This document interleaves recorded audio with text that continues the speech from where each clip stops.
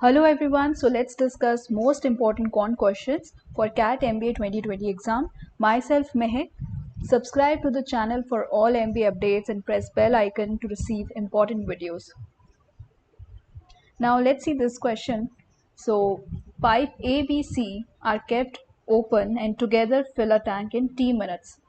So pipe का question है ये, हमारे पास tank है यहाँ पे और we have pipe A, B and C. तो तीनों पाइप जब साथ में ओपन करते हैं तो तीनों pipe are able to fill the tank in T minutes.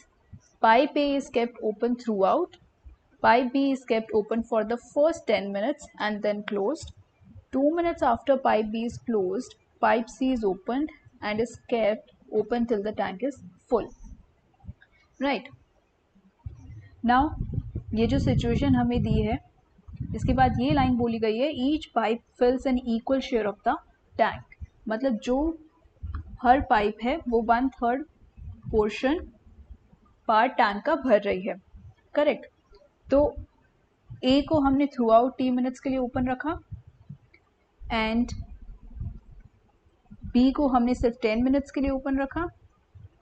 फिर 2 मिनट्स का गैप है. देन सी को हमने ओपन किया. करेक्ट. और सी को ओपन करने के बाद जब तक टैंक नहीं भर जाता थ्रू आउट हमने उसको ओपन रखा. करेक्ट. नाउ आप यहाँ पे देख सकते हैं कि every pipe fills the 1/3 portion of the tank. Now furthermore it is known that if pipe a and b are kept open continuously the tank would be filled in T minutes. और second situation ये कह रही है कि अगर ए और B को continuously साथ में ओपन रखा जाए तो T मिनट्स में टैंक को फिल कर सकते हैं दोनों पाइप्स मिलके. नाउ पूछा ये गया है how long will it take C alone to fill the tank. So C को अगर हमने अकेले ओपन किया है तो वो कितना टाइम लेगी फिल करने के लिए. राइट. तो यहाँ पे मैं कह सकती हूँ कि ए पाइप को हमने पूरे T मिनट्स के लिए ओपन रखा है, बी पाइप को सिर्फ 10 मिनट्स के लिए ओपन रखा है, और क्या मैं कह सकती हूँ कि सी पाइप को हमने T - 12 मिनट्स के लिए ओपन रखा है. राइट. क्योंकि T टोटल टाइम है जब हमने टैंक भरना स्टार्ट किया और यहाँ पे 10 मिनट्स के बाद B को बंद करा गया, 2 मिनट्स का ब्रेक आया. सो 12 मिनट्स टैंक भरने के प्रोसेस को हो गए हैं, स्टार्ट हुए 12 मिनट्स हो गए हैं और टोटल टाइम T मिनट्स लगा है. तो T - 12 मिनट्स के लिए हमने C पाइप को यूज़ किया है. Now we can say T minutes में ए पाइप ने सिर्फ 1/3 टैंक भरा है. राइट.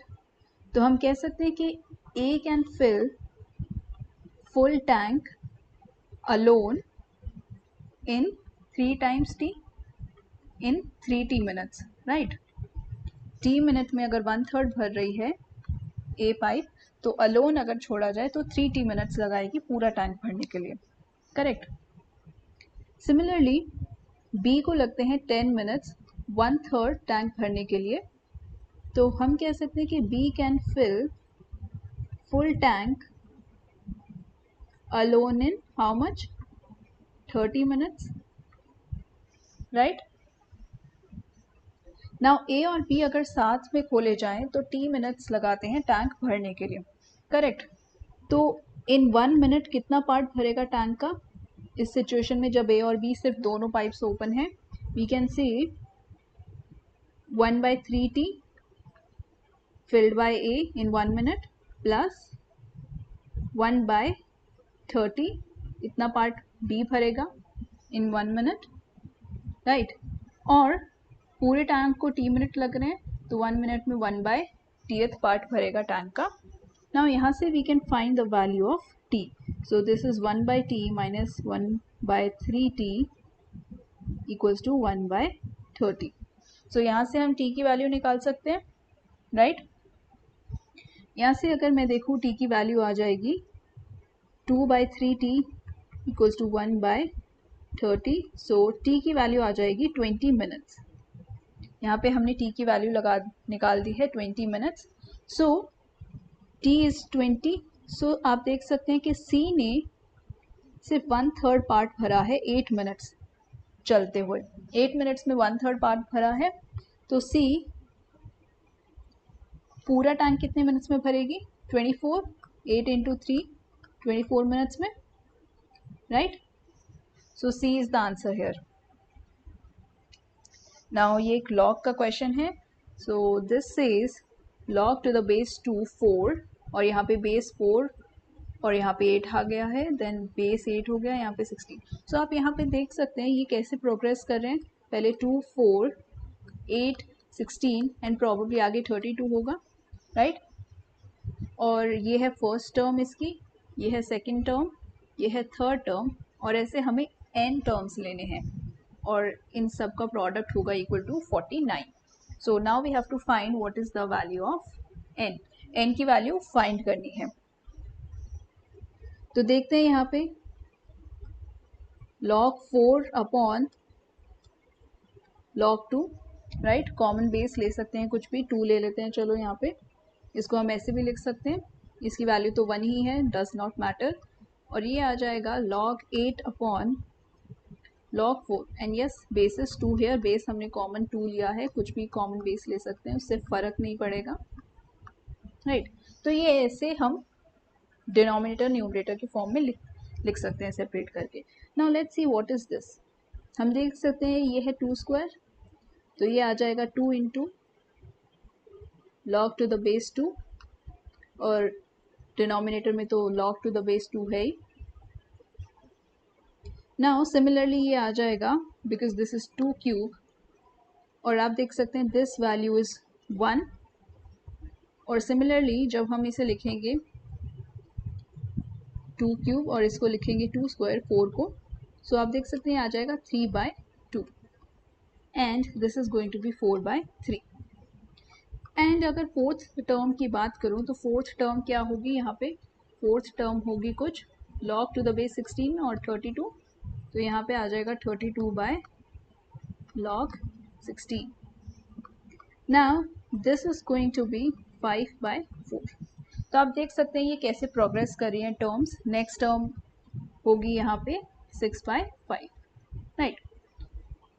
तो ये है हमारी फिफ्थ टर्म. फिफ्थ टर्म आप देख सकते हैं 6/5 है, राइट? तो हमारी nth टर्म क्या होगी? n+1 divided by n, correct? यही होगी हमारी nth टर्म. नाउ आप देख सकते हैं कि ये जो डिनोमिनेटर है वो प्रीवियस टर्म के न्यूमरेटर से कैंसिल आउट हो रहा है, राइट? ऐसे करके सब कैंसिल आउट हो जाएगा और लास्ट में बचेगा सिर्फ n+1. So n+1 is equals to, right hand side पे है 49, तो इक्वल्स टू 49, और n की वैल्यू यहाँ से आ जाएगी 48. सो B is the right option here. Now 3x plus 4 mod y is equals to 33. How many integer values of x y are possible? So x y pair है, उसके कितनी integer values possible हैं जो इस equation को satisfy करें? We have to find out that. So यहाँ पे आप देख सकते हैं 3x is equals to 33 minus 4 mod y, और अगर मैं x की बात करूँ तो x is 11 minus 4/3 mod y.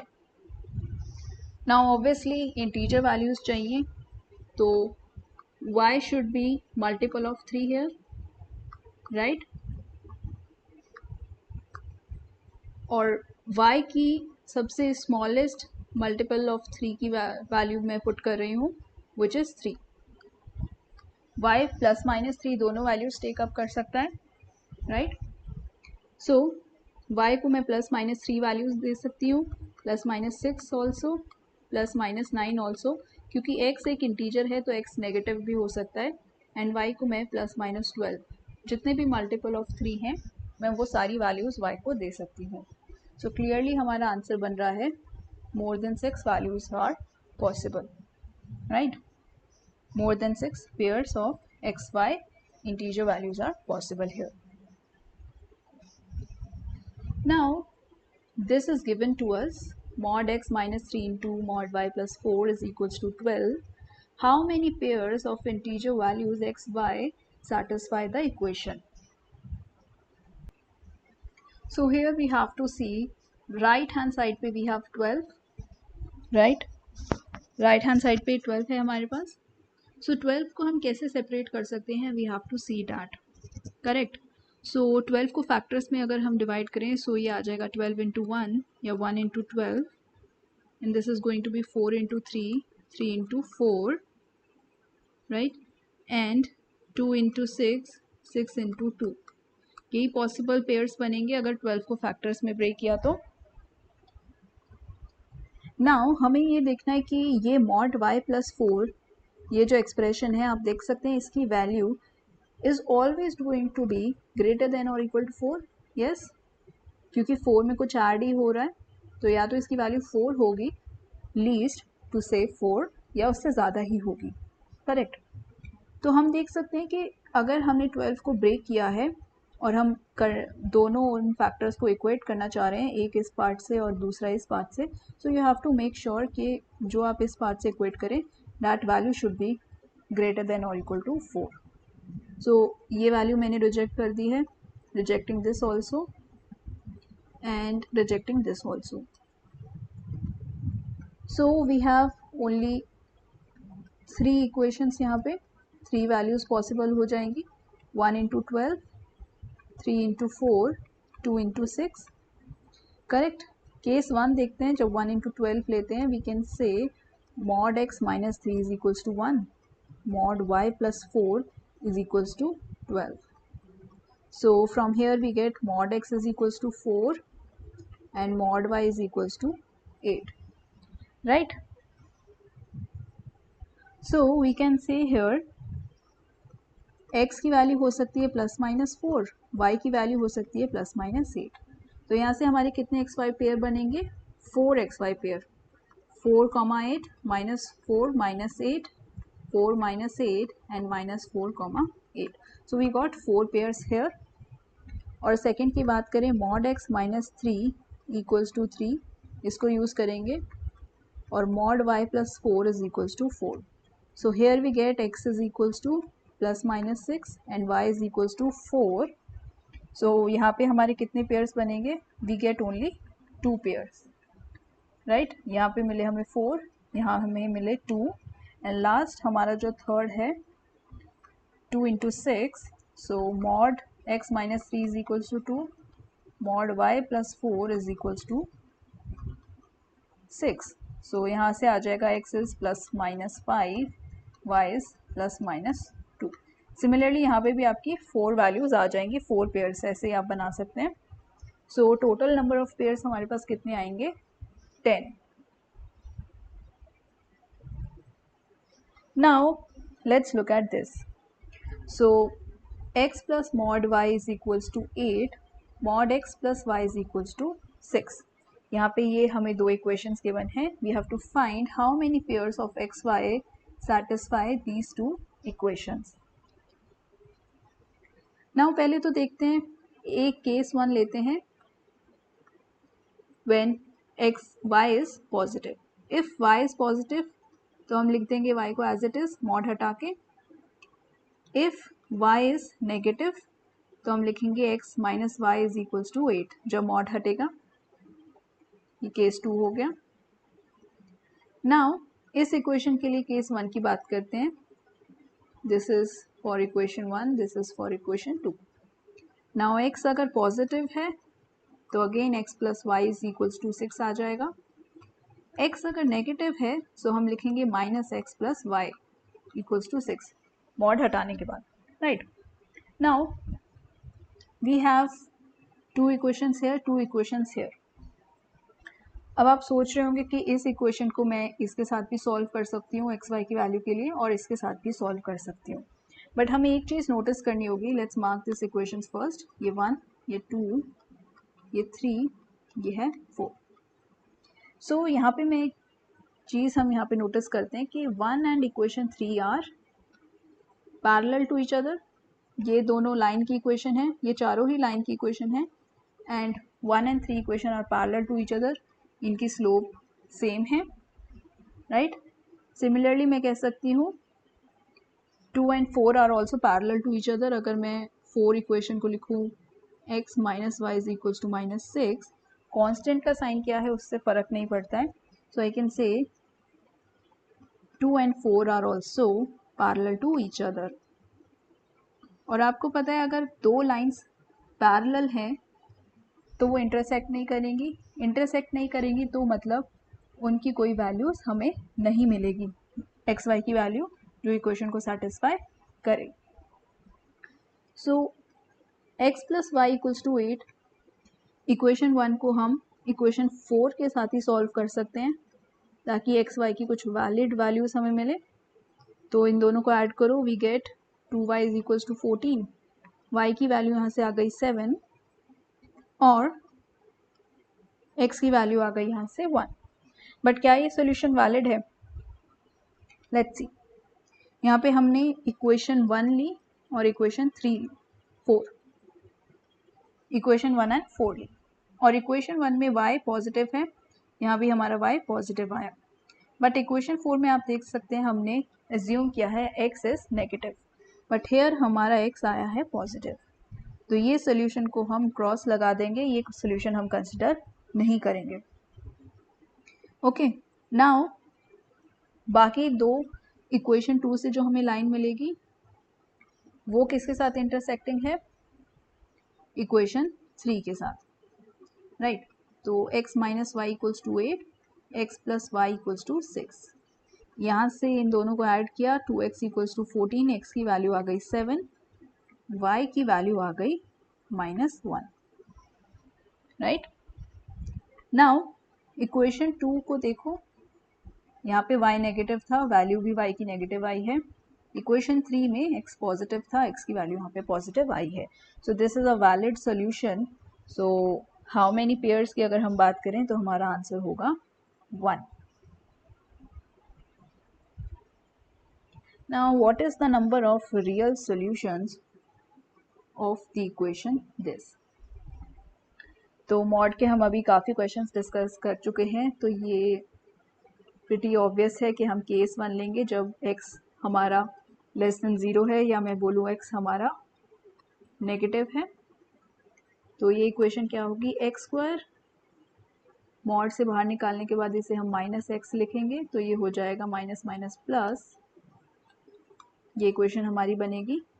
Now इसके फैक्टर्स करते हैं, सो इसे लिखेंगे 9x minus 2x, x common लेते हैं और यहाँ से -2 कॉमन लेते हैं, so we get x minus 2 into x plus 9 equals to 2, यहाँ इक्वल्स टू 0। यहाँ से x की दो वैल्यूज आएंगी 2 एंड -9, बट हमने केस कौन सा लिया है? x इज लेस देन 0, सो हम x इक्वल्स टू -9 सिर्फ यही वैल्यू वैलिड मानेंगे एंड x इक्वल्स टू 2 वाला सोल्यूशन नहीं लेंगे, ठीक है। So number of real solution पूछे हैं इस इक्वेशन के लिए। सो केस 1 में हमें एक सोल्यूशन मिला है। Now let's talk about case 2। Case 2 is obvious, x is greater than 0, मतलब x है हमारा पॉजिटिव।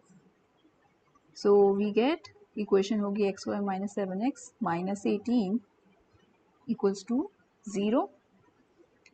सो अगेन फैक्टर्स बनाते हैं, -9x प्लस 2x करके, so this is x into x minus 9 plus 2 into x minus 9 equals to 0। यह आ जाएगा x plus 2 into x minus 9 equals to 0। तो यहाँ से x की दो वैल्यूज आ जाएंगी -2 और 9, बट केस कौन सा है? x is greater than 0, so x की कौन सी वैल्यू वैलिड होगी? x equals to 9, x equals to -2 value हम डिस्कार्ड कर देंगे। So we can say total solutions कितने हुए? Total solutions are 2 in number.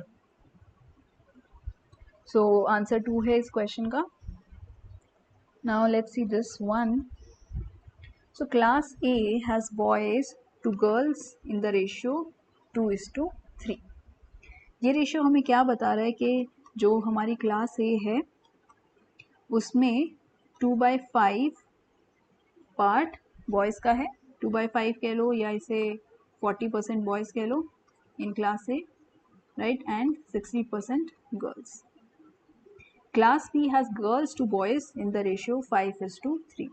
So class B में यहाँ पे बॉयज़ टू गर्ल्स का रेशियो था, यहाँ पे गर्ल्स टू बॉयज़ का रेशियो है. Let's consider take into consideration that also. So boys हैं 3/8 पार्ट, राइट. सो कितने परसेंट बॉयज़ हो गए यहाँ पे? This is going to be 3/8 into 100, 37.5% boys, right? Now if the number of students in class A is at least twice as many as the numbers of students in class B. Okay, now what is the minimum percentage of boys when both classes are considered together? So minimum percentage पूछी है जब दोनों class को साथ में combine किया. तो आप देख सकते हैं A क्लास में है 40% बॉयज़, B क्लास में है 37.5% बॉयज़. सो अगर हम मैक्सिमम परसेंटेज की बात करते, अगर हम एक्सट्रीम कंडीशन की बात करते, तो हम कह सकते थे कि A क्लास के बच्चे बहुत ज़्यादा हैं. मान लो फॉर एग्ज़ाम्पल 10 टाइम्स हैं क्लास B, और क्लास A और B के बच्चों को मिक्स करने के बाद हम कह सकते थे कि एवरेज क्या होता है, एवरेज सेम ही रहता. ठीक है, अगर 10 टाइम्स है क्लास B की स्ट्रेंथ की, तो एवरेज कह सकते हैं कि एवरेज ऑफ क्लास A जो पहले था, न्यू एवरेज भी उतना ही रहेगा, right. This is maximum percentage. तो अगर हमें मैक्सिमम परसेंटेज निकालनी होती तो हम कहते हैं कि वो होती 40% बॉयज़ की. ठीक है, क्योंकि पहले A की स्ट्रेंथ इतनी ज़्यादा है तो B की भी मिक्स कर दी तो A की ही एवरेज रहेगी. बट हमें यहाँ पे निकालना है मिनिमम परसेंटेज. तो मिनिमम परसेंटेज निकालना है तो हमें लेना पड़ेगा A की जो स्ट्रेंथ है that is 2 times strength of B. तो यहाँ पे हमें एवरेज ही निकालना है, एग्जैक्ट नंबर तो निकालना नहीं है. तो मिनिमम परसेंटेज एवरेज अगर हम करें तो 2 times percentage of boys in class A plus percentage of boys in class B, और इसका एवरेज ले लेते हैं. ये फॉर्मूला वर्क करता है, MCQs में बहुत अच्छे से वर्क करता है. एंड आप ये एवरेज फाइंड आउट करो, right. And this average comes out to be 39.17%. So C is right option. सो ये एक छोटी सी ट्रिक थी कि यहाँ पे आप एवरेज निकाल के काम बना सकते हैं. नॉट रिक्वायर्ड कि आप वेरिएबल्स लें और फिर सॉल्व करने की कोशिश करें. सीधा माने कि ट्वाइस है A की strength as compare to B, उसकी जो परसेंटेज ऑफ बॉयज़ है इंटू 2 करें और percentage of boys in class B लें और डिवाइड बाय 3 करें, क्योंकि यहाँ पे 3 पार्ट्स हो गए हैं. This into 2 and this as class B's strength. So average निकाल के भी हमारा आंसर परफेक्ट आएगा. Now B takes 12 more days than A to finish a task. Correct? A start this task and A leaves the task 12 days before the task is finished. B completes 60% of overall task. Right? So यहाँ पे क्या कहा गया है कि B और A एक task start करते हैं. मान लो उस टास्क में लगे X डेज, तो A ने क्या किया, X माइनस 12 डेज ही काम किया, 12 दिन पहले काम छोड़ दिया. और यहाँ पे इस टास्क को 60% B कंप्लीट कर रहा है, तो बचा हुआ 40% किसने कंप्लीट किया होगा, A ने X माइनस 12 डेज में, और B ने लिए X डेज. करेक्ट. और हमें ये भी पता है कि B 12 मोर डेज लेता है than A to finish a task. But ये सिचुएशन तब वैलिड है जब दोनों A अकेले काम कर रहे हों और मैं बोलूँ A ने A डेज लिए, तो मैं बोलती B ने उस काम को अकेले करने के लिए A प्लस 12 डेज लिए होंगे, राइट. ये इक्वेशन तब वैलिड होगी. नाउ पूछा ये गया है how long would B have taken to finish the task if he work independently. So पूछा भी हमसे ये A प्लस 12 ही गया है, राइट. सो हम यहाँ पे कह सकते हैं कि A पूरा काम करता है 1 यूनिट ऑफ टास्क करेगा इन 8 डेज, राइट। और यहाँ पे 40% मतलब 2/5 यूनिट या 2/5 पार्ट कितने डेज में कंप्लीट करेगा? 2/5 of A, right. Similarly B की बात करते हैं।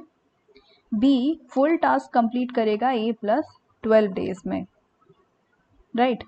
सो बी 60% काम 3/5 यूनिट ऑफ काम कंप्लीट कर रहा है, तो वो कितने डेज में हो जाएगा? 3/5 of A plus 12 days, right. Now we know कि बी को जो काम करना है वो 12 डेज ज़्यादा लेता है as compare to A. And हमें ये भी पता है कि ये जो 2a/5 काम हुआ है, मान लो ये कितने दिन में हुआ है? x डेज में,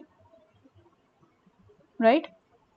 यहाँ पे तो मैंने लिखा है 2a/5 days, but we know कि a ने 12 डेज कम काम किया है एज कंपेयर टू b। तो यहाँ से हमारी क्या इक्वेशन बनेगी? मैंने लिखा है a को लगी 2a/5, राइट। इसमें 12 ऐड कर दो और ये किसके इक्वल होना चाहिए? जितने दिन b ने काम किया है। और b ने कितना काम किया है? 3/5 into a plus 12, right. So LCM ले लेते हैं यहाँ पे। This is 2a plus 60 is equals to 3a plus 36। a की वैल्यू यहाँ पे आ जाएगी 24। अब a की वैल्यू 24 आई है तो we can say a plus 12 is 36। So b would have taken 30 days अगर वो इंडिपेंडेंटली काम करता। सो हमारा आंसर होगा यहाँ पे 36 days. Now this question says 4 men and 6 women complete a task in 24 days। तो ये क्या कह रहा है कि 4 men हैं और 6 women हैं, ये एक टास्क कंप्लीट करते हैं 24 डेज में, right.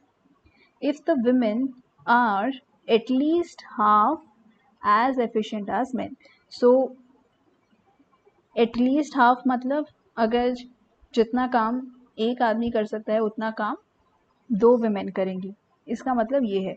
But not more efficient then the men, ठीक है।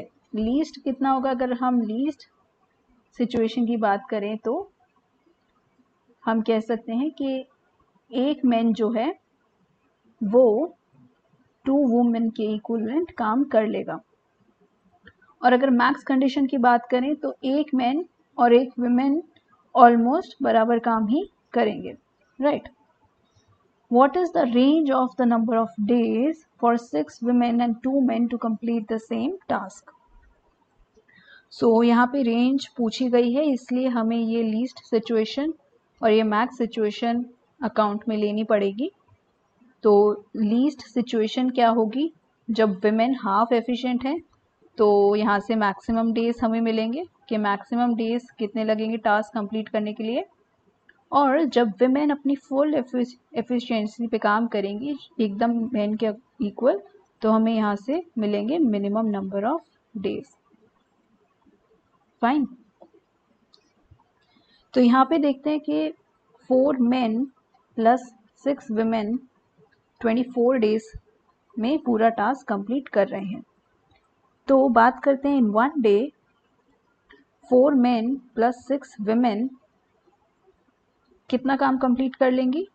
1/24 पार्ट, राइट। और यहाँ पे अगर हम लीस्ट एफिशिएंसी की बात करें तो हम कह सकते हैं 4 men, और क्योंकि यहाँ पे एक मैन इक्वल टू 2 women है, राइट। तो हम कह सकते हैं एक मैन 2 women की इक्वल है, मतलब हम कह सकते हैं मैन ज़्यादा एफिशिएंट है, ठीक है। तो 6 women की जगह हमें कितने मैन लगेंगे? यहाँ पे मैं रिप्लेस करूँ तो 3 मैन ही लगेंगे, राइट। क्योंकि 2 women का काम एक मैन कर देगा, सो 6 women का काम 3 मैन कर देंगे। सो 7 men की बात करें, राइट।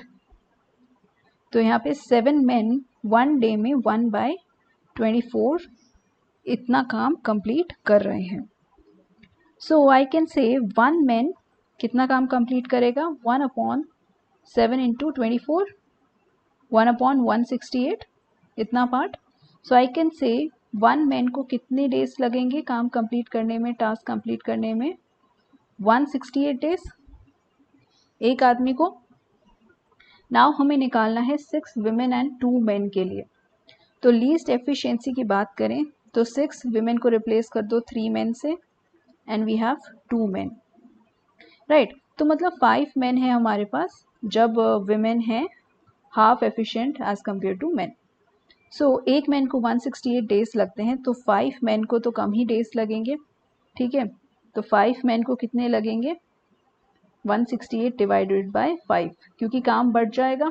एक मैन का काम 168 डेज में हो रहा है और 5 मैन एक साथ काम करेंगे तो ये 168 डेज 5 में डिवाइड हो जाएंगे, राइट. और ये डेज आ जाएंगे 33.6 डेज. सो मैंने आपको बोला था यहाँ से हमारे मैक्सिमम डेज निकलेंगे. तो मैक्सिमम डेज हैं 33.6 डेज. तो आप देख सकते हैं कि मैक्सिमम डेज में सिर्फ एक ही ऑप्शन है जिसमें 33.6 है. तो आप अवॉइड भी कर सकते हैं मिनिमम डेज कैलकुलेट करना, बट टू बी श्योर हम मिनिमम डेज भी कैलकुलेट करेंगे यहाँ पे इन केस अगर ऑप्शंस कंफ्यूजिंग होते तो, राइट. सो ये निकल गए हमारे maximum days. Maximum days obvious सी बात है, मैक्सिमम टाइम तभी लगेगा जब लोग कम एफिशिएंट होंगे, राइट. और सबसे कम डेज तब लगेंगे जब मैक्सिमम एफिशिएंसी होगी, जब एक मैन एक विमेन के अकॉर्डिंग के इक्वल काम करेगा, राइट. सो मिनिमम डेज की बात करते हैं. सो यहाँ पे मिनिमम डेज कैलकुलेट करने के लिए हम मान रहे हैं 1 विमेन जो है एक वुमन एक मैन के जितना ही काम उसी जितना एफिशिएंटली काम कर रही है. तो 4 मैन प्लस 6 विमेन या हम बोले 10 man.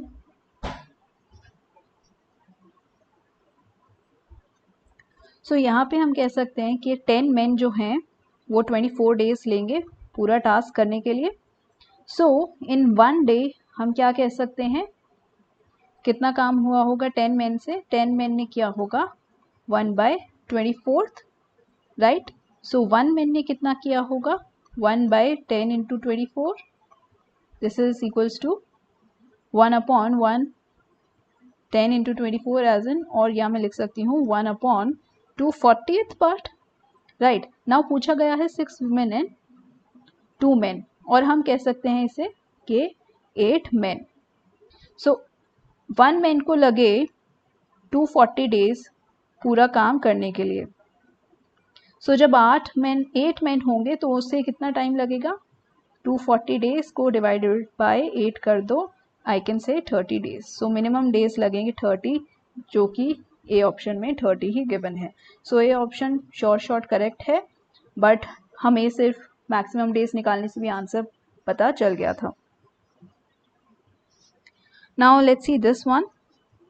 So this question says 100 kgs of an alloy of tin and lead in the ratio 1:3 is mixed with x kgs of an alloy of tin and lead in the ratio 3:2. So यहाँ पे अगर हम बात करें alloy 1 की जो हमारे पास है 100 kg, उसमें tin कितना होगा? 1:3 का रेशियो है तो हम कह सकते हैं 1/4 पार्ट होगा टिन का और 3/4 पार्ट होगा लेड का. सो 1/4 ऑफ 100 kg मैं बोलूँ तो 25 kg उसमें टिन होगा, 75 kg उसमें लेड होगा, करेक्ट. सो यहाँ पे अलॉय 2 की बात करूँ तो अलॉय 2 के हमारे पास हैं x kgs और यहाँ पे टिन और लेड का रेशियो है 3:2. सो मैं कह सकती हूँ कि 3/5x इतना kg हमारे पास टिन है, 2/5x इतना kg we have laid here, right. ये हमने टेबल बना लिया. So if the overall alloy should contain between 40 to 50% tin. So यहाँ पे एक रेंज हमें गिवन है कि टिन की जो परसेंटेज हो वो अलॉय में 40 to 50% हो, ओवरऑल अलॉय इन दोनों को मिलाने के बाद, राइट. सो इन दोनों अलॉयज़ को मिलाने के बाद हम कह सकते हैं हमारे पास टोटल अलॉय है 100 प्लस x kgs और उसमें है 25 plus 3x by 5 kg tin, 75 plus 2x by 5 kg of lead.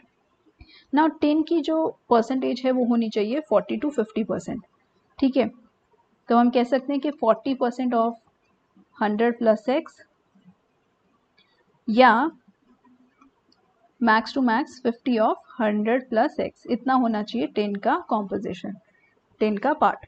So what is the range of value x can take. So x की रेंज पूछी गई है कि x की रेंज क्या क्या हो सकती है यहाँ पे। सो हम यहाँ पे देखते हैं कि 40% हमारा क्या है, राइट। वी नो कि जो हमारी 10 की परसेंटेज आएगी इन अलॉय, अगर मैं वो निकालूं तो that will be 25 plus 3x by 5 divided by total weight of the alloy mixture, right, into 100। ये आ जाएगी हमारी परसेंटेज ऑफ 10 और ये होनी चाहिए 40 से 50 के बीच में, राइट। तो एक बार इसको 40 से इक्वेट करके सॉल्व करो, एक बार इसको 50 से इक्वेट करके सॉल्व करो एंड हमें अपनी रेंज x की मिल जाएगी। बिकॉज यहाँ पे एक ही वेरिएबल है, हम सॉल्व कर सकते हैं minimum maximum values of x के लिए, करेक्ट। सो इक्वेट करते हैं 25 plus 3x by 5 divided by 100 plus x into 100 equals to 40, right. तो हम देख सकते हैं ये आ जाएगा 2, ये आ जाएगा 5। So we see this is 125 plus 3x equals to 200 plus 2x। सो यहाँ से x की वैल्यू आ जाएगी 75, correct. So minimum value x की होनी चाहिए 75। तो बाकी ऑप्शंस कैंसिल आउट हो रहे हैं ऑटोमेटिकली और डी हमारा करेक्ट ऑप्शन आ रहा है। बट मैक्सिमम वैल्यू भी निकाल के देखते हैं, इससे इक्वेट करते हैं इक्वल्स टू 50 के, कैंसिल आउट हो जाएगा, यहाँ पे 2 आ जाएगा, right. So we have 50 plus 6x plus 6x upon 5 equals to 100 plus x। सो यहाँ से आ जाएगी x by 5 is equals to 50 और x की वैल्यू आ जाएगी यहाँ से 250। तो आप देख सकते हैं हमारे ऑप्शन में भी x की जो मैक्सिमम वैल्यू है वो 250 है। सो x की वैल्यू 75 kgs टू 250 kgs में लाई करेगी। So D is the right option here. Thank you all for watching this lecture.